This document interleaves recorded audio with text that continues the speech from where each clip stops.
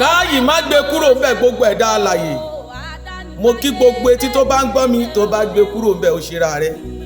Mo ní pé nínú ayé tó wà yìí ó nílò ìrànlọ́wọ́ àti àánú tó dájú láti lè fi rìnrìn àjò ayé.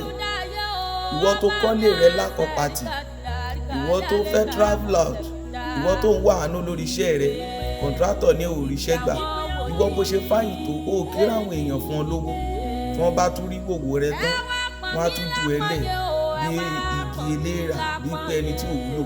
Mo ní pé nǹkan àánú connection ló nílò. Mo fi iṣẹ́ ilẹ̀ ní last week, àwọn èèyàn dẹ̀ ti ń give testimony. Mo ní ìyanrìn òkun, wàá rí ìyanrìn òkun níbẹ̀, ìyanrìn òkun wà níbẹ̀. Mo ní wàá wá gbé ọṣẹjọ́ yẹyẹ kan lé lórí, ọṣẹjọ́ yẹn lélẹ̀ jẹ́ ńbẹ yọ síta. Ṣó ti rí ọṣẹjọ́ yìí, ṣó ti rí àwọn ìtìta ti ṣe é lẹ̀ lélẹ̀ yìí títà. Ṣó ti rí ìyanrìn òkun, ó wàá gbélé, ó wàá da iyọ̀ lé lórí, ó wàá tú ọ̀nà láàyè sí. Àìsáyà 60 ni wàá kà sí.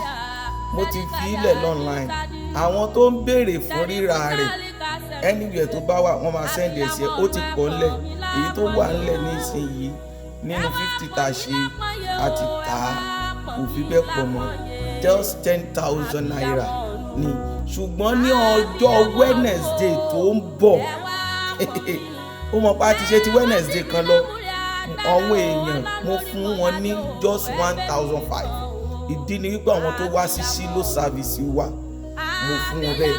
Àwọn èèyàn wá ti give testimony, wọnú testimony táwọn èèyàn gift wọn náà wo rí fọ́nrán, wọn náà máa rí bẹ́ẹ̀ yẹn tí ó ti rí. Tún wo testimony kejì, tún wo odidi ẹni tó ti ń wá iṣẹ́ yìí ó ti pọ̀ ṣú rẹ̀ látàmọ́yé oṣù, ó dẹ̀ lu ọṣẹ yẹn wọ́n dẹ̀ pè padà. Ó ti sọ pé wòlíì òun fẹ́ sọ tithe, ṣe ti rí iṣẹ́ Ọlọ́run. Wẹ́ni yìí náà ilé tó kọ́ lákọ̀pàtì, èèyàn tí ò tiẹ̀ lérò kó máa ṣàánú ẹ̀ ló ṣàánú rẹ̀.